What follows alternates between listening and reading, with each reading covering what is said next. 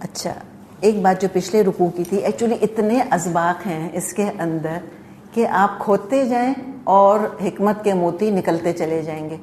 کچھ صورتیں ایسی ہیں قرآن کی جن میں سے ایک سورہ یوسف ہے کہ حکمت کے ایسے خزانے ہیں اس کے اندر، اور ایسے اللہ تعالیٰ ہمیں بھی اپنے دین کی قدر کرنا سکھاتا ہے، اپنے جو اللہ تعالیٰ نے اسلام کے نظام بنا کر ہم کو دیے ہیں. سورہ نور تو آپ نے پڑھی ہوگی، کہیں نہ کہیں پڑھی سنی، کچھ تو اندازہ ہوگا نا. یہ بتائیں کسی پہ اگر زنا کا جھوٹا الزام لگا دے کوئی تو کیا سزا ہے اس کی؟ 80 کوڑے. اس عورت پر اگر یہ سزا نافذ ہو جاتی، یہ ادھر ہی درست ہو جاتی ہمیشہ کے لیے، لیکن نہیں ہے نا اسلامی سزائیں. اچھا، دوسری بات یہ بھی ہمیں پتہ چلی کہ زیادہ تر ہوتا تو یہ ہے جنرلی کہ عورت مرد کے ظلم کا شکار ہوتی ہے، خاص طور پہ اس قسم کے معاملات کے اندر. یہاں کیا تصویر دکھائی جا رہی ہے ہم کو کہ مرد بھی عورت کے ظلم کا شکار ہوتے ہیں. اور آج کل ہمیں کئی مثالیں اس کی ملتی ہیں. بڑے پرومیننٹ اور جن کا کہ بڑا پولیٹیکل کریئر جن کے سامنے تھا، ان مردوں پر اس طرح سے ریپ کا جھوٹا الزام لگا. اس وقت تو الزام لگ گیا، ثابت جب تک نہیں ہوا مقدمہ چلتا رہا. جب تک مقدمہ چلا ان کا تو پولیٹیکل کریئر ختم ہو کے رہ گیا، ان کی ریپوٹیشن تو مٹی میں مل گئی. بعد میں پتہ چلا کہ اس عورت نے جھوٹ بولا تھا. اب وہ گزرا وقت ان کی گزری شہرت واپس تو نہیں آ سکتی، تو اس سے مردوں کو بھی بہت نقصان پہنچا ہے. تو عورتیں اس طرح سے کرتی ہیں، الزام لگا دیتی ہیں مردوں کے اوپر، اور اس سارے کا سارا اس کے اندر جھوٹ ہوتا ہے. تو یہ چند چیزیں تھیں جو ہم نے دیکھیں. اچھا، ایک اور آپ چیز دیکھیں. آپ کہیں گے آپ تو آگے بڑھتی ہی نہیں. اچھا، یہ جو اس نے فرمایا خاتون نے، قالت ما جزاء من اراد باهلك سوءا الا ان يسجن او عذاب الیم، کہ جو تیری گھر والی کے ساتھ برائی کا ارادہ کرے اس کی سزا اس کے سوا کیا ہو سکتی ہے کہ اس کو قید کر دیا جائے یا اس کو دردناک سزا دی جائے. کانفیڈنس دیکھیں اس کا کہ اس کو پتہ ہے کہ I can dictate to my husband. اس کو پتہ ہے کہ اس ملک کا قانون ہمارے ہاتھ میں ہے، عورتوں کے ہاتھ میں ہے. حسین ایلیٹ عورتوں کے ہاتھ میں قاضی، ججز سب ہیں. جو چاہے گی سزا دلوا دے گی. انصاف کا کوئی پرابلم نہیں ہے، اس کے بائیں ہاتھ کا کھیل ہے. سمجھ آئی آپ کو بات؟ اور دیکھیں ابھی ترجمہ ہم نے کیا تو اینڈ میں یہی تو ہوا کہ کیا کہا انہوں نے پھر بعد میں لوگوں نے کہ چلو ہم قید کر دیتے ہیں یوسف کو. سزا پروناؤنس کس نے کری تھی؟ مرضی کس کی تھی؟ فیصلہ کس کا تھا؟ اس عورت کا فیصلہ تھا. تو یہ ہو جاتا ہے. دیکھیں جب زنا بہت پھیل جاتا ہے اور حیا بالکل ختم ہو جاتی ہے تو یہ چیز عورت کو ایکسٹرا آرڈنری پاور دے دیتی ہے. پھر نو ڈاؤٹ اباؤٹ اٹ، یہ بڑی امپاورنگ چیز ہے. ایکسپلائٹیشن اپنی جگہ ہے، نو ڈاؤٹ کہ عورت کا بڑا ایکسپلائٹیشن ہوتا ہے اس لحاظ سے جب زنا اور بے حیائی پھیلتی ہے. لیکن پھر یہ عورت کو ایکسٹرا آرڈنری غیر معمولی پاور بھی دے دیتی ہے. وہ جو چاہے اپنے جسم کو بیچ کے وہ انصاف خرید سکتی ہے، وہ مراعات خرید سکتی ہے، وہ شوہر کے لیے فائدہ مند ثابت ہو سکتی ہے، شوہر کے پروموشن خرید سکتی ہے، بہت کچھ وہ کر سکتی ہے. تو یہ اسی طرح کا معاشرہ ہم دیکھ رہے ہیں یہاں پر.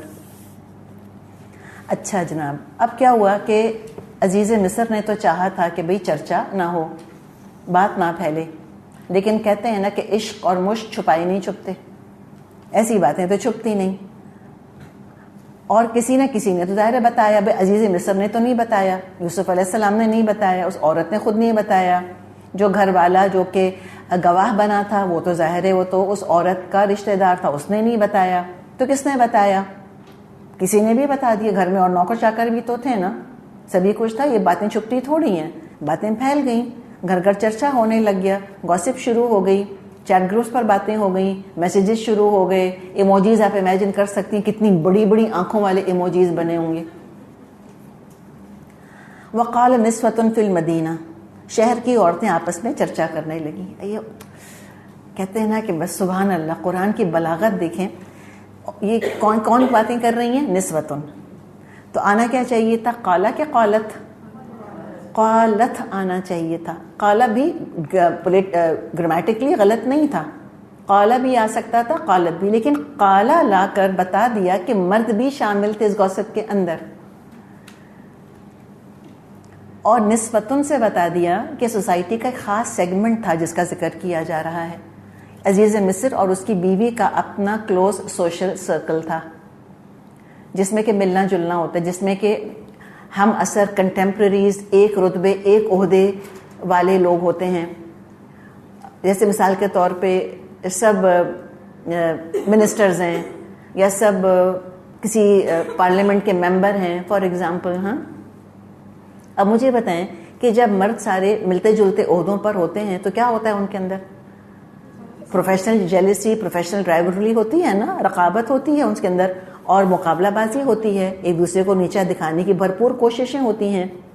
تو جہاں مردوں کے اندر پروفیشنل رائیولریز ہوتی ہیں تو بیویاں بھی پھر اپنا اپنا کردار ادا کرتی ہیں. تو اب دیکھیں یہ کیا کہہ رہی ہیں. تو ہمیں ایک تو نسبتاً سے پتہ چلا کہ ان کا اپنا کلوز سرکل تھا. ہم نے کہا نسبتاً 3 سے 10، ٹھیک ہے، ان کا اپنا کلوز، جس میں کہتے ہیں نا کہ آنا جانا گھروں کے اندر بے تکلفی جو ہوتی ہے.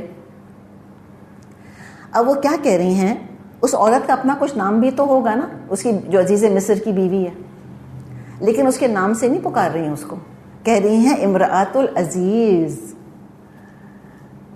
عزیز کا مطلب ہوتا ہے وہ ہستی جو سب سے اونچی ہو اور اس سے اونچا کوئی نہ ہو. اللہ کا نام ہے نا العزیز، اور عزیز کہتے ہیں ایسی سخت زمین کو جس پر نشان نہ پڑ سکے، یعنی کہ نوبل کے معنوں میں ایک طرح سے آتے ہیں نا. نبیل بھی عربی کا لفظ ہے، جیسے نوبل لفظ بنا ہے. تو عزیز سے اندازہ ہو رہا ہے، دیکھیں عزیز مصر کو نام تو نہیں تھا نا اس کے پیدا ہونے پہ اماں نے یہ تو نہیں کہا ہوگا تمہارا نام عزیز مصر ہے. یہ عزیز مصر سے پتہ چل رہا ہے کہ جس کا کوئی جو پوزیشن تھی وہ بڑی یونیک پوزیشن پر تھا، یعنی کہ ساروں میں he was the first Umang equals. ہم نہیں کہتے جن کو، برابر والوں میں بھی وہ ایک خاص مقام رکھتا تھا، اور یہ بادشاہ کا خاص ساتھی ہوگا، خاص مصاحب ہوگا بادشاہ کا، بادشاہ بڑا ٹرسٹ کرتا ہوگا اس کو. تو اس کی ایک پوزیشن تھی. اب ظاہر جو اس طرح سے جو اپنے سارے ایکول میں سے جو ایک نکل کے نمایاں ہو جاتا ہے تو باقیوں کو تو حسد ہوگا، اور ان کے ڈاؤن فال کے لیے تو پھر کوشش کریں گے، باتیں کریں گے. تو یہ وہ سرکل ہے، اس کا ذکر کیا جا رہا ہے. یہ یہاں پہ مینٹیلٹی ہے کہ ان کی یونیک پوزیشن کا حوالہ دے رہے ہیں کہ عزیز مصر کی بیوی وہ جو اتنا مقرب ہے اور اب تک اس کا کریئر ہو سکتا ہے بالکل بے داغ چلاؤ. پیپل ور جسٹ ویٹنگ کہ کوئی بات تو ہمارے ہاتھ آئے. اب تو یہ بات ہاتھ آ گئی، اتنی چٹپٹی بات. تو شوہر کے رتبے، شوہر کے پوزیشن کے حوالے سے بات کر رہی ہیں. حسد کے جذبے کو سب سے زیادہ تسکین اس وقت ملتی ہے جب اس کی بے عزتی ہو رہی ہے، اس شخص کی جیسے کہ حسد ہو رہا ہوتا ہے. وہ دلی راحت ملتی ہے، چین آ جاتا ہے دل کو. کہتے او عزیز مصر کی بیوی تراود فتح عن نفسہ، اپنے نوجوان غلام کے پیچھے پڑی ہوئی ہے، سلیو بوائے کے ساتھ انوالو ہو رہی ہے. اچھا کیا کہہ رہی ہیں؟ تراود فتح، وہ ورغلانے کی کوشش کر رہی ہے. اس کا مطلب ہے کہ آن گوئنگ ساگا ہے یہاں پر، یہ آن گوئنگ ڈرامہ ہے جو چل رہا ہے، ختم نہیں ہو گیا معاملہ، اس کنٹینیوئنگ. اور حیرت ہے اس شخص کے اوپر، عزیز مصر کے اوپر، کہ یہ سارا تماشا دیکھ کر بھی یوسف علیہ السلام کو جوں کا توں اپنی جگہ چھوڑ دیا اس نے. اس سے اس کی بے غیرتی کا ہمیں اندازہ ہو رہا ہے کہ اس کو اپنا کریئر اپنی بیوی کی عزت سے بہت زیادہ محبوب تھا. اس کو اوائڈ کر دیا اس نے، اور جو انداز اس کا ہے کہ چلو وستغفری لذنبی کی اور سوری کہو اور فلاں انکی کنتی من الخاطئین. اگر اس کو ہم اس کی تصویر اپنے دماغ میں کھینچیں تو جیسے کہ اپنے گھڑی کو دیکھتا ہوا اور سیل فون کو دیکھتا ہوا کہ او اتنا ایکسٹرا ٹائم لگ گیا مجھ کو ان گھریلو جھگڑوں کے اندر، I had such an important meeting to attend, فلاں منسٹرز میرا ویٹ کر رہے ہوں گے.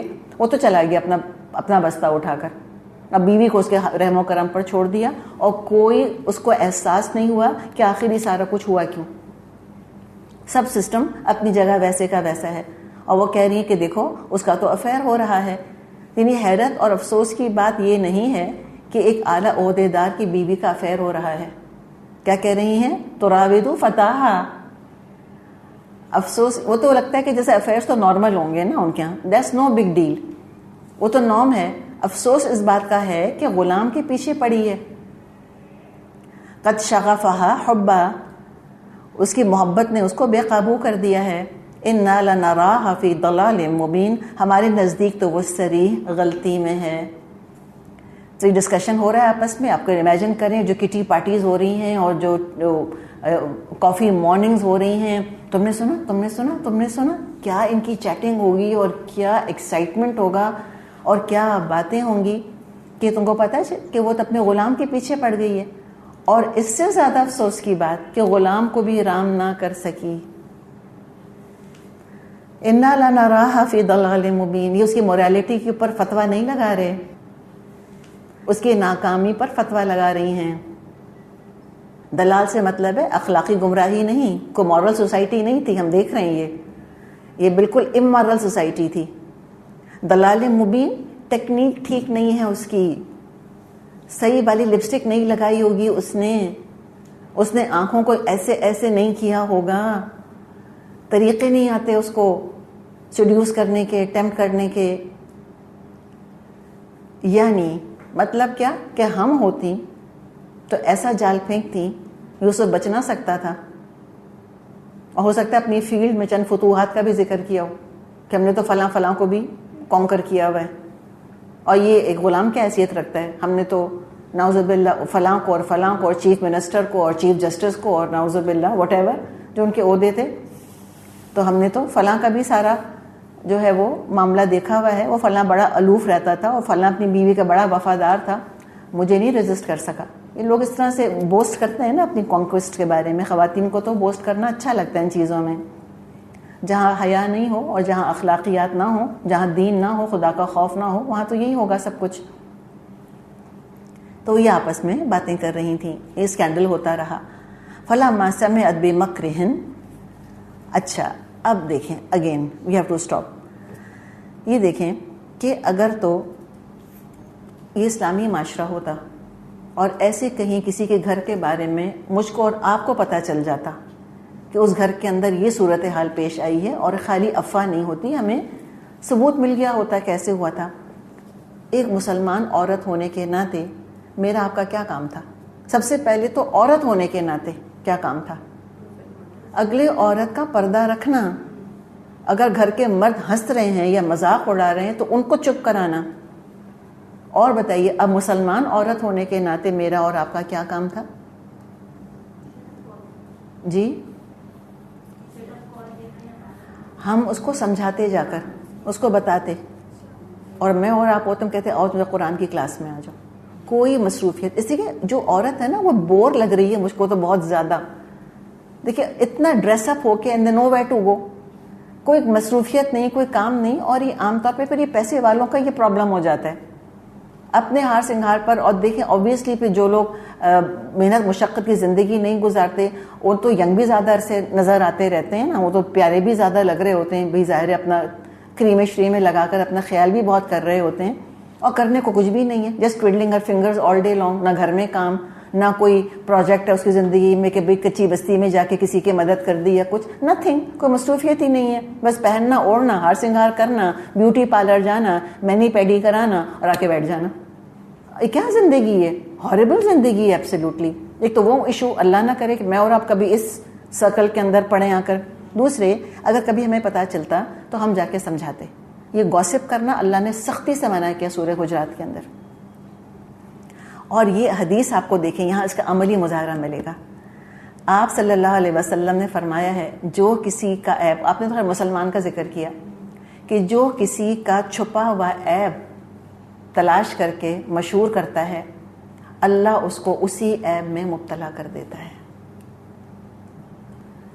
آگے ہم دیکھ لیں گے. ابھی کس کا مذاق اڑا رہی ہیں؟ عزیز مصر کی بیوی کا.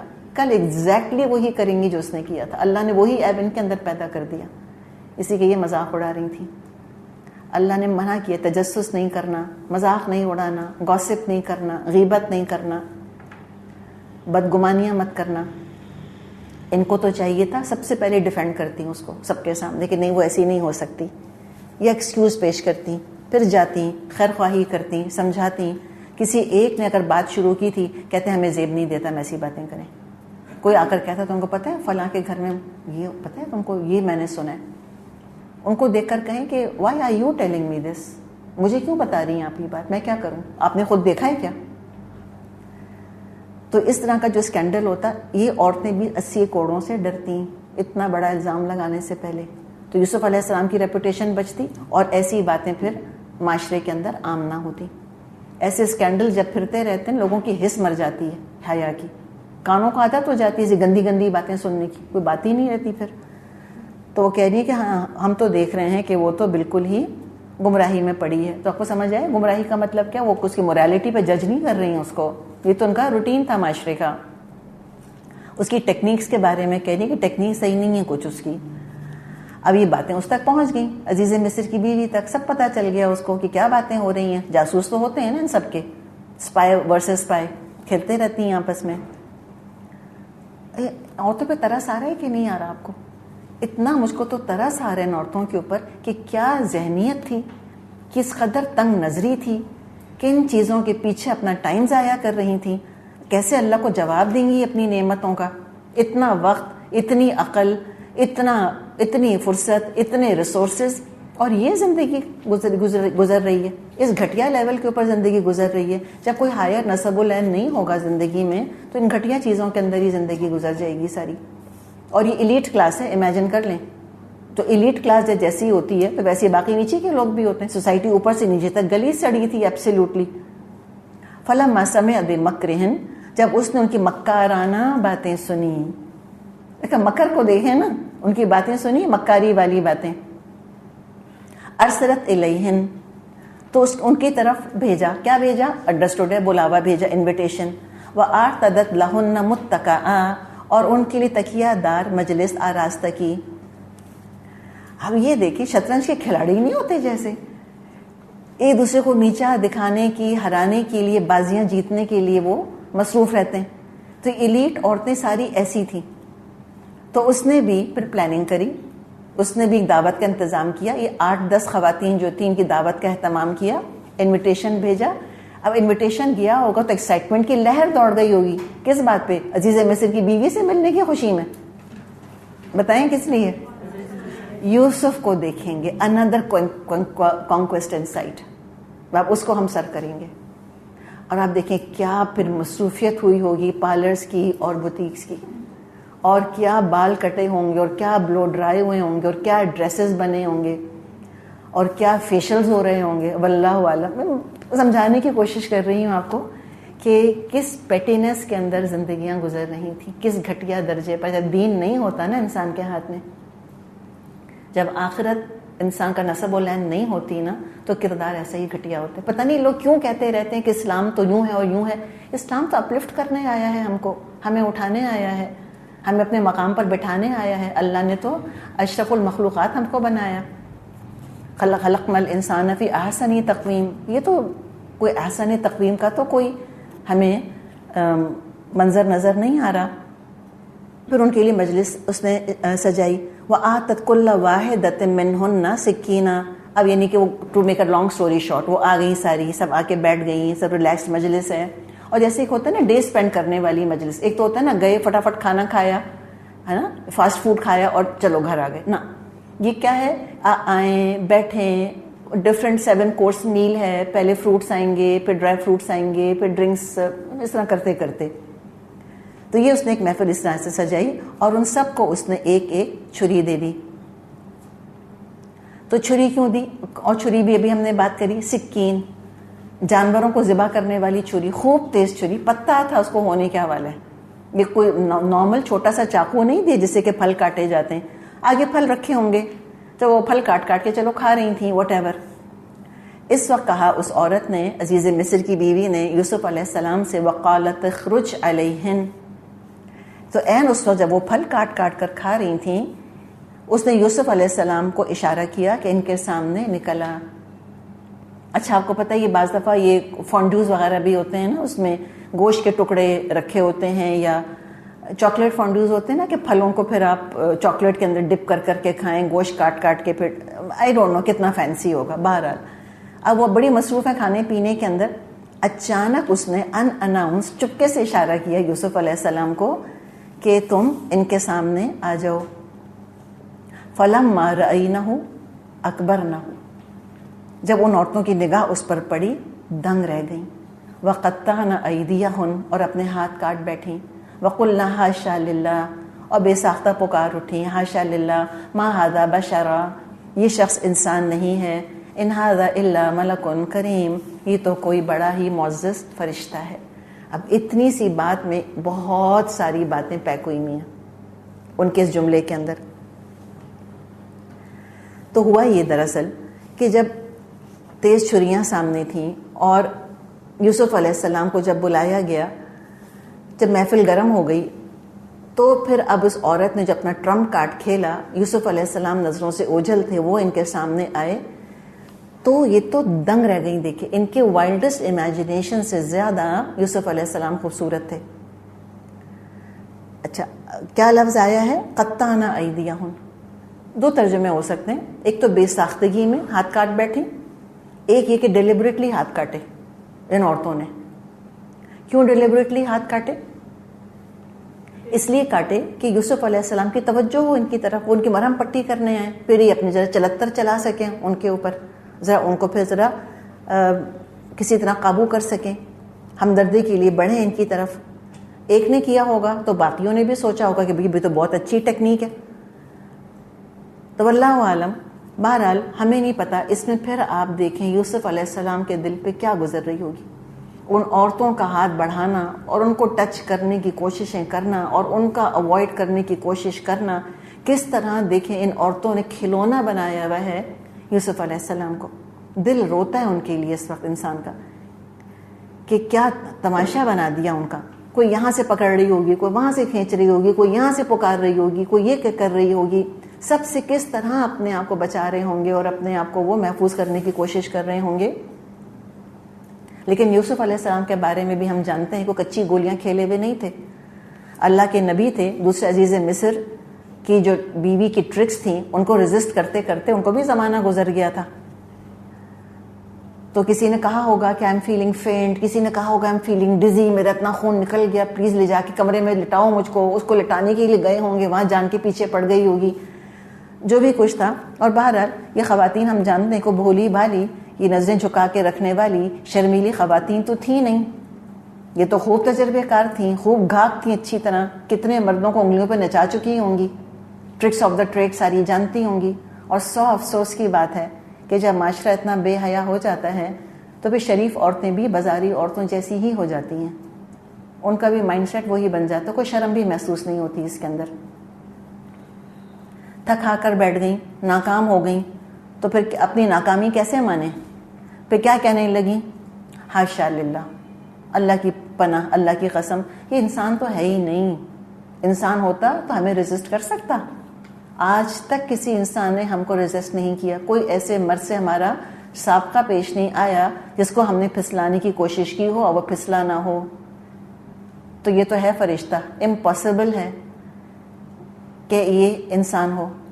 یعنی اب ان خواتین کو دیکھیں، جیسے اس مرد کا دیکھا تھا نا ہم نے کتنا ڈس ایلیوژن تھا عزیز مصر، اسی طرح یہ عورتیں بڑی ڈس ایلیوژنڈ ہمیں لگ رہی ہیں۔ انہوں نے کبھی بھی شرم اور حیا اور نیچی نظر رکھنے والا مرد دیکھا ہی نہیں تھا جو عورتوں کو کھلونا نہیں بناتا،